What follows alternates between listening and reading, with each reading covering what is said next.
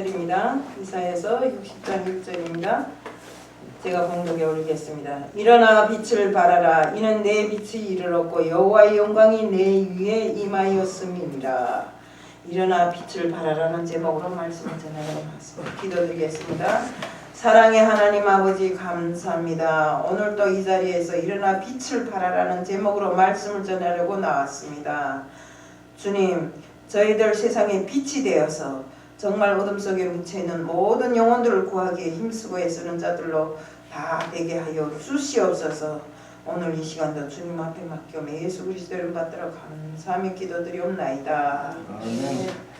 우리가 1938년도 9월 9일부터 평양 서문박 이 교회에서 장로교 27개 노예 193명의 총대들이 장로교 제27차 총회를 가졌다고 합니다. 근데 총회장 홍택기 목사를 선출해서 이곳에서 신사 참배는 우상 숭배가 아니라는 이런 아니고 국민 의례라고 하면서 이것을 참석할 결의를 했다고 합니다.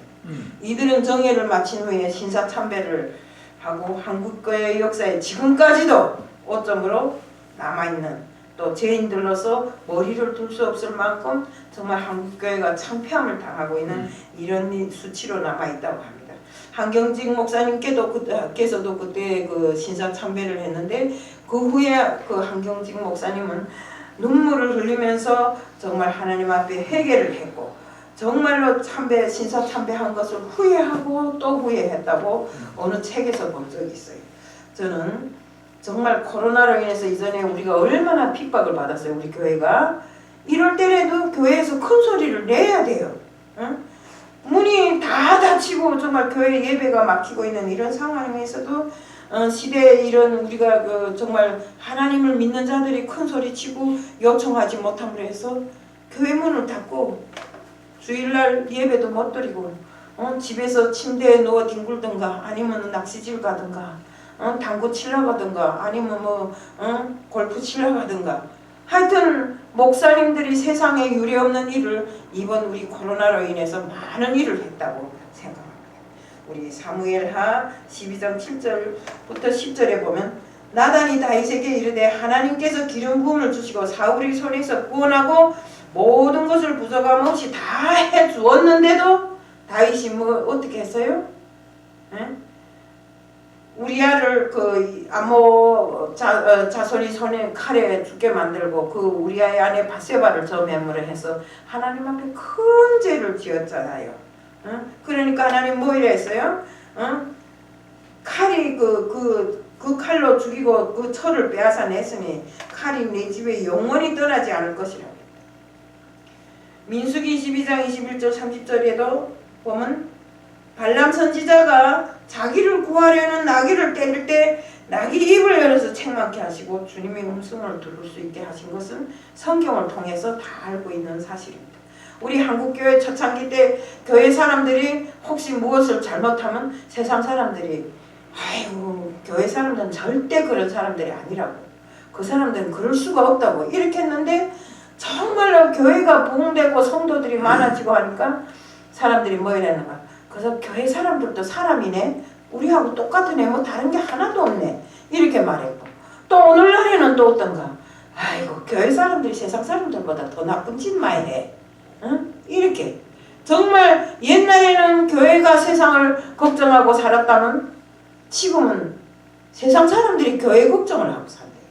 이렇게 우리가 정말 세상에 전례 없는 일을 하면서 이렇게 우리 교회 목사들이 목사나 사역자들이 또 성도들이 이렇게 자기 맡은 본분을 제대로 못한다.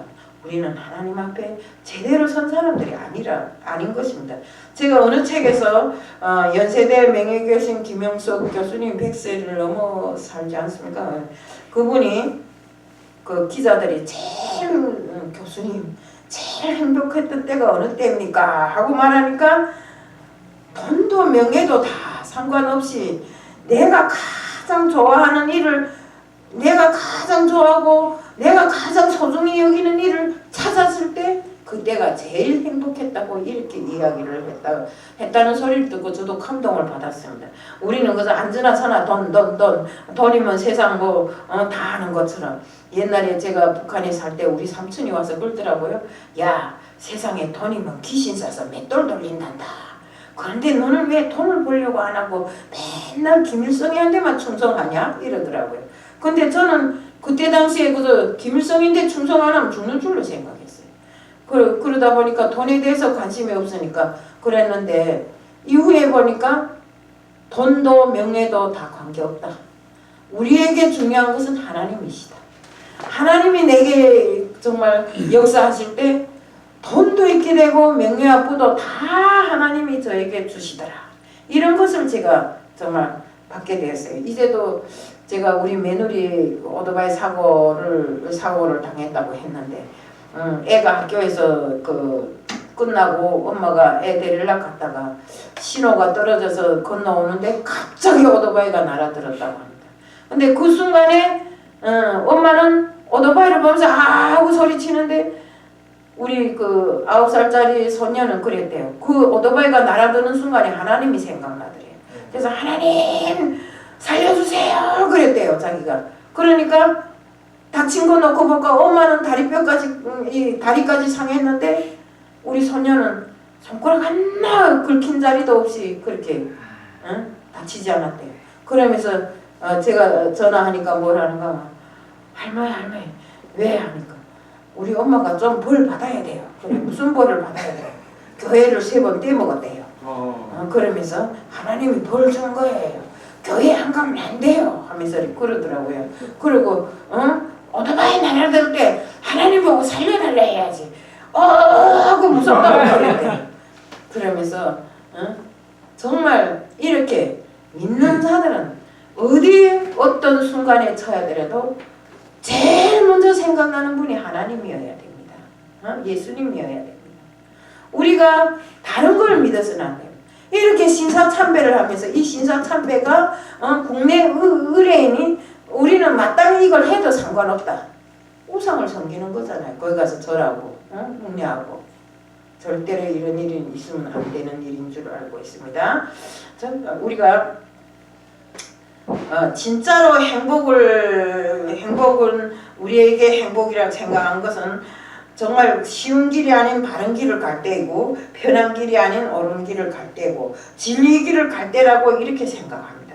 우리가 갈림길에서 양심과 믿음을 따라 선택할 때 하나님을 향한 마음이 창문이 열리고 평안과 행복을 누릴 수 있다는 것입니다. 스테반은 돌무더기 속에서 죽어가면서도 정말로 하늘이 열리고 정말 하늘의 하늘이 보좌 우편에서 예수님께서 앉지도 아니고 서서 하나님 앞에 정말 서 있는 것을 보는 순간 정말 그의 얼굴이 천사처럼 밝아졌다고 했습니다.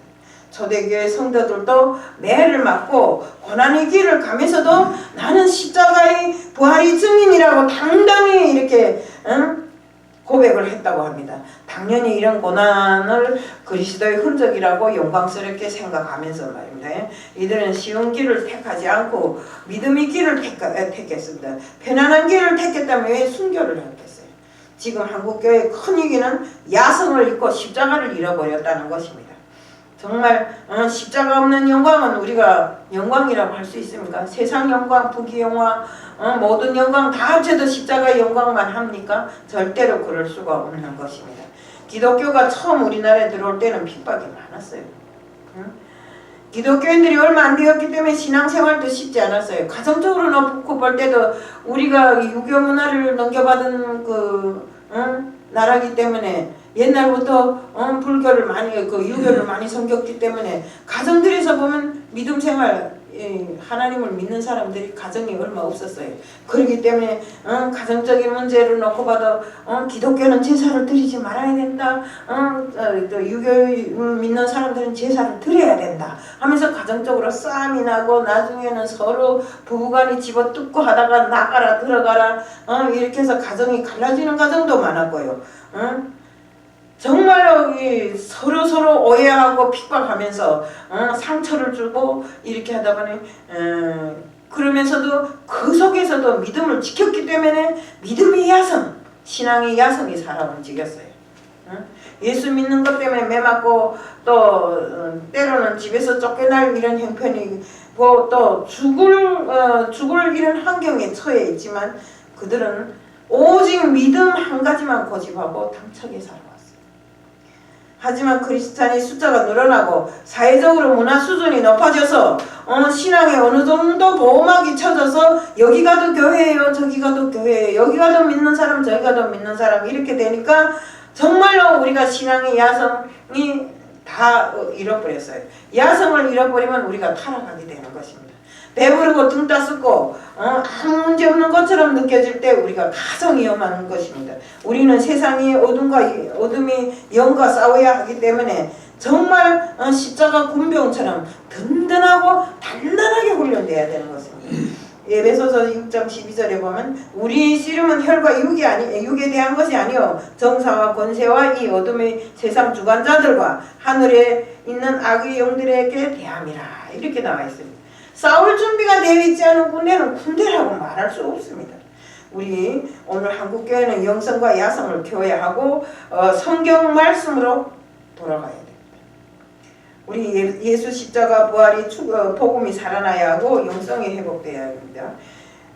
영성이 회복되면 그 영적인 영성인 그 야성도 살아나게 됩니다. 우리는 오직 성경, 오직 그리스도, 오직 믿음, 오직 은혜, 오직 하나님께 영광으로 영광 돌리고 이 모든 것을 삶으로 실천해 나가는 우리 신앙이 본질을 회복하고 정말 우리가 신앙의 실천 운동을 널리 벌려서 정말로 어디에 가도 한국교회가 있음으로 해서 이 나라도 평안하고 정말 모든 것이 정말 하늘나라의 원칙대로 우리가 사니까 사람들도 달라졌다 이런 소리를 들어야 되는 것입니다. 그런데 우리가 세상을 변화시킬 수 있는 이 모든 것을 가지고 있으면서도 써먹지를 못하기 때문에 세상 사람들로부터 비난을 받고 조롱을 받고 지금 그렇게 하고 있는 것입니다. 오늘 말씀은 당시 이스라엘 민족이 바벨론의 포로에서 희망을 잃고 주저앉아 있는 이런 상태에서 하신 하나님의 말씀입니다. 여기서 더 큰 문제는 왜 이런 고난을 당하는지조차 자신들의 잘못을 깨닫지 못하고 하나님을 의심했습니다. 하나님은 왜 우리한테 이렇게 우리 죽도록 기도해도 기도조차 들어주지 않고 우리를 버렸다고 낙심하고 주저앉아 있었던 것입니다. 하나님은 이런 백성들에게 우리 민족을 구원할 메시아가 이 땅에 온다는 좋은 소식을 전해주셨습니다. 메시아가 오셔서 무거운 멍에를 꺾고 하나님과의 관계를 회복시켜서 여호와의 영광이 내 위에 임하게 한다고 이런 메시지를 전해주신 것입니다.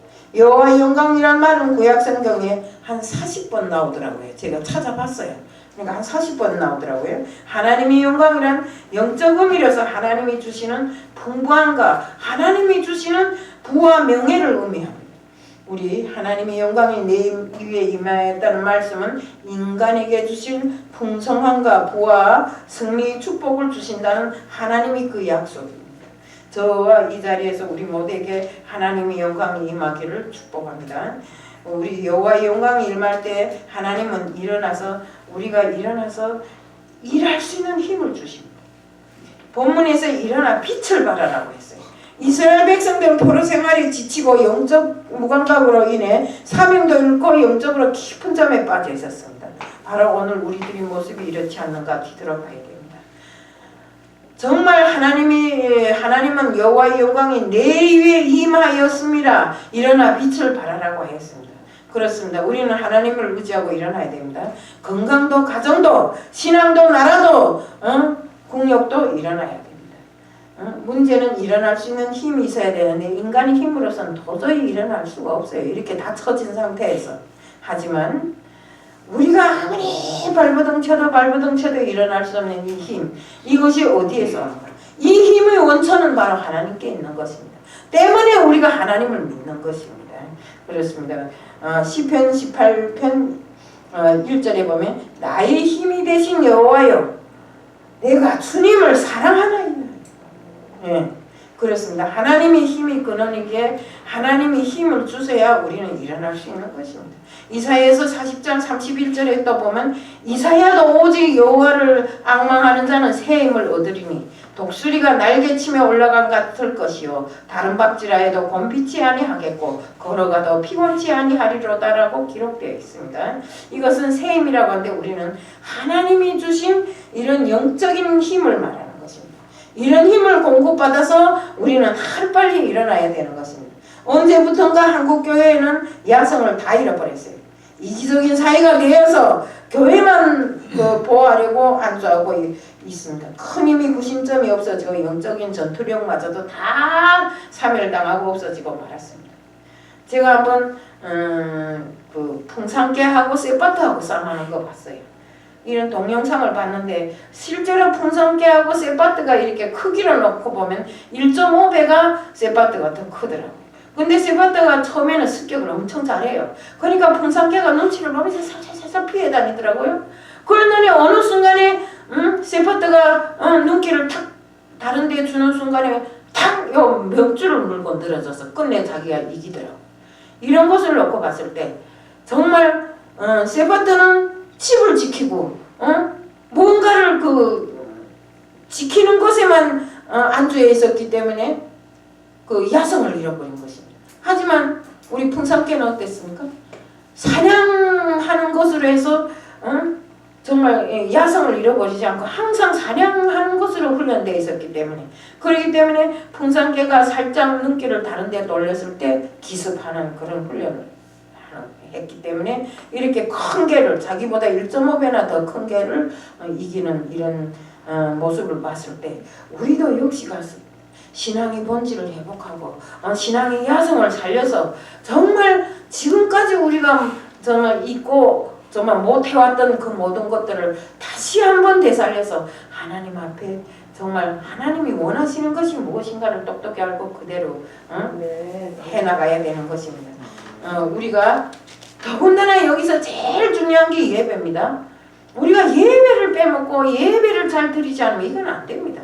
우선 첫째 예배를 통해서 하나님과 교제하는 시간이 되고 하나님으로부터 축복받는 시간이 되고 하나님으로부터 정말 우리의 정말 생명을 다시 한번 충전하는 이런 시간이 돼야 되는 것입니다. 정말 예배는 신앙의 본질이고 최고의 가치라고 생각하면서 예배를 제대로 드려야 됩니다. 때문에 우리는 우리 전쟁 역사에 보면 전쟁 중에서도 예배를 드립니다. 나라를 빼앗겼을 때도 예배를 드립니다.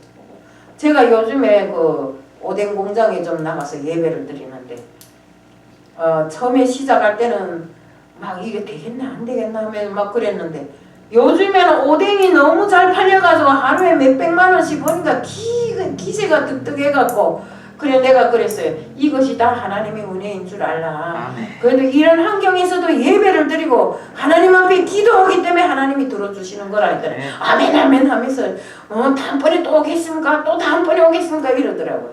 그리고 또 우리 민경묵이라는 집사님도 뭘 하는가 하면 이 집이랑 이렇게 지어주는 일을 합니다. 그런데 그분이 참 휘발유 값도 없어가지고 솔직한 말로 우리가 얼마 주고 누구 얼마 주고 이렇게 해서 살던 사람인데 저보고 이제 한 번만 와서 예배를 드려주면 내가 쭉 허리 펼 것 같습니다 이러더라고요. 그분이 세계선교복지신문 방송에서도 뭔가를 하나 맡아가지고 있던 분이에요. 근데 지금 순복음교회에 있거든요. 그래서 언젠가 제가 말씀드렸죠. 한번 끌고 가서 예배를 드렸어요. 그러니까 예배를 드린 그날 저녁에 60억짜리 무슨 건설 그런 게 계약됐다고 너무 좋아서 난리가 난 겁니다. 그러니까 우리가 예배가 얼마나 중요한가 하는 것입니다. 예배를 통해서 우리가 이제 기도를 했지만 우리가 드린 기도가 별거 걷지 않지만 하나님은 다 들으신다 이겁니다. 그리고 정말 하나님이 정말로 너희를 살려주겠다고 생각했으면 살려주시는 것입니다. 쬐끄만 애들도 기도하면 된다는 걸 아는데 우리가 믿는 자들이 기도하면 된다는 걸 모르고 그저 어느 게 기본 본질인지도 모르고 이기 뛰고 저기 뛰고 무사분자하게 뛰어다녀봐야 본질을 놓치고 뭘 하겠는가 이겁니다. 우리는 교회를 기본으로 해서 기준으로 해서 할 일을 하나님 일이라고 막 생각하고 뛰다니는 일들이 다 하나님 일이 아니더라 이겁니다. 저도 해보니까 여기 가서 또 비춰보고 저기 가서 비춰봐야 그것은 인간이 생각하는 걸 집행하기 위해서 사분자하게 힘들이면서 했더라 이거.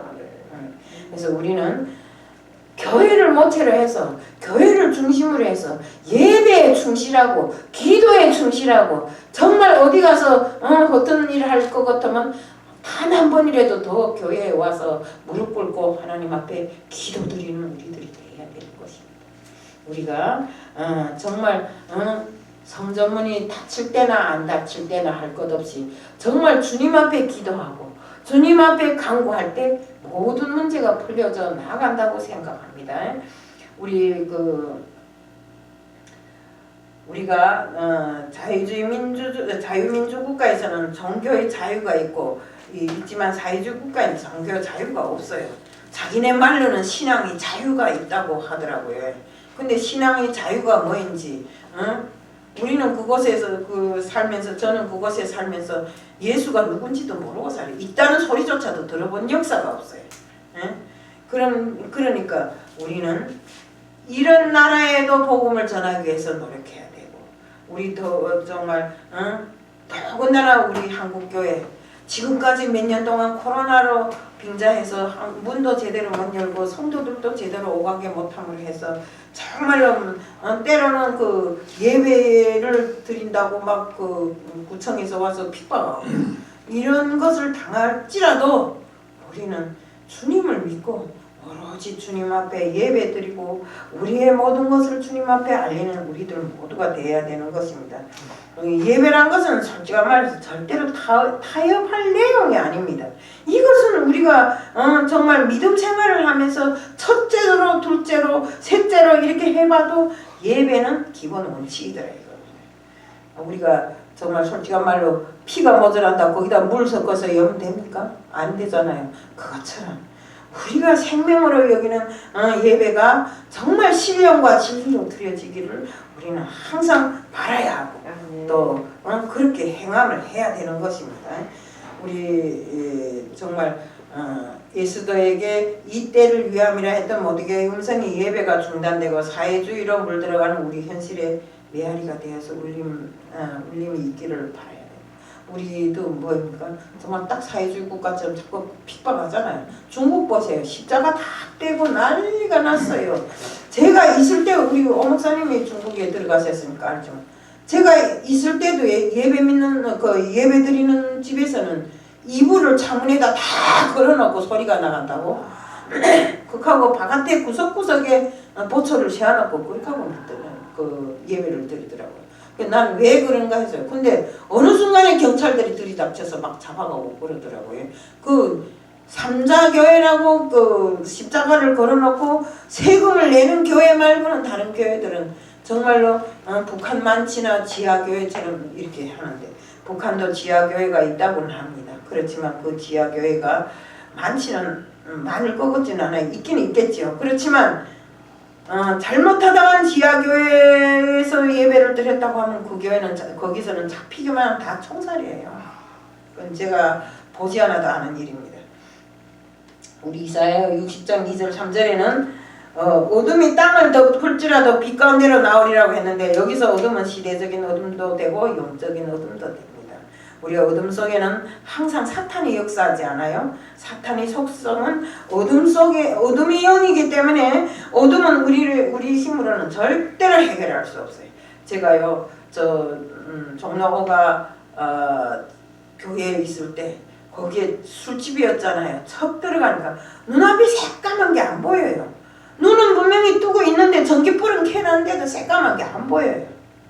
그래서 그때부터 집에 안 가고 6개월 동안을 거기서 제가 이 강대상에서 자면서 기도를 했어요.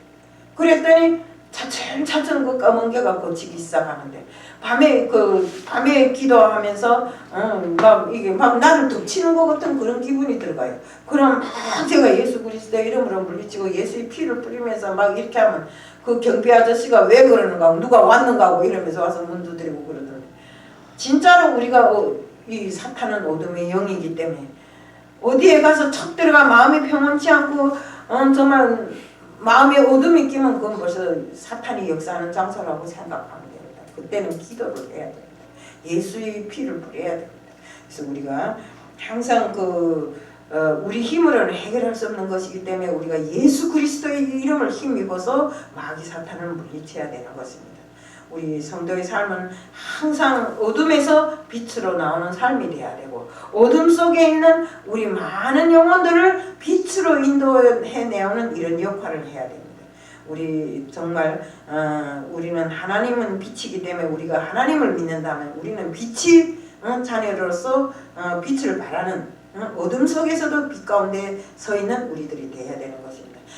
아무리 어둡다 해도 촛불을 켜놓으면 밝아지는 것처럼 우리가 어둠 속에 있다 할지라도 우리의 영은 항상 밝은 빛을 뿌리는 이런 사람들이 된다는 것입니다. 우리는 하루빨리 어둠의 일을 벗고 베일을 벗고 빛의 갑옷을 입어야 하고 정말 그 빛의 갑옷은 누굽니까? 바로 예수 그리스도잖아요. 우리 하나님의 말씀을 등불로 삼고 걸어갈 때 천국까지 길을 잃지 않고 곧바로 갈 수 있다는 것을 우리는 알 수 있습니다. 하나님의 영광이 임할 때 다시 우리가 영적인 모든 것을 회복하는데 줄을 돌려야 합니다. 우리 정말 이스라엘 민족도 포로 생활로 나라가 다 망하고 갈기갈기 찢어지고 흩어졌지만 뿔뿔이 흩어졌던 자녀들이 다시 돌아오고 회복되는 이런 역사가 일어났습니다. 그렇습니다. 찢어져도 찢는 것도 하나님이 찢으시고 그것을 다시 붙이고 회복시키는 것도 하나님이 시키는 것입니다. 때문에 우리가 어떤 일이 있어도 하나님 앞에 기도로서 회복하는 우리들이 되어야 되고 하나님이 원하시는 대로 신앙생활을 온전히 하는 우리들이 되어야 되는 것입니다. 우리들을 그렇게 하다 보면 우리는 우리들 앞에 닥친 그 모든 난관과 애로들이 다 풀려져 나가고 정말 재물도 다 흩어져 나갔던 재물도 다시 돌아오는 이런 역사가 일어나리라고 생각합니다. 우리들 모두 정말 어둠에서 빛으로 빛을 발하는 이런 사람들이 다 되게끔 해주실 줄 믿습니다. 오늘 이 말씀을 마칩니다. 사랑의 하나님 아버지 감사합니다. 정말 일어나서 빛을 발하라고 하였습니다. 정말 하나님이 자녀들인 저희들이 빛을 발하지 않는다면 세상은 어둠 속에 잠길 것입니다. 저희들 하루빨리 정말 주님이 바라는 그 빛의 자녀로서 온전히 세상의 모든 어둠을 몰아내고 정말 어둠 속에 있는 영들을 구원할 수 있는 저희들 될 수 있게끔 하게 하여 주시옵소서. 하나님 아버지 오늘도 저희들 정말 이 자리에서 말씀을 들었지만 저희들 예배를 신령과 진리로 드리는 이런 사람들이 다 되게끔 하게 하여 주옵시고 특히나는 어디 가서 무슨 일을 하든지 그리스도인은 빛을 발하는 인간이 될 수 있도록 하게 해주실 줄 믿사오며 예수 그리스도 이름 받들어 감사의 기도드리옵나이다. 아멘.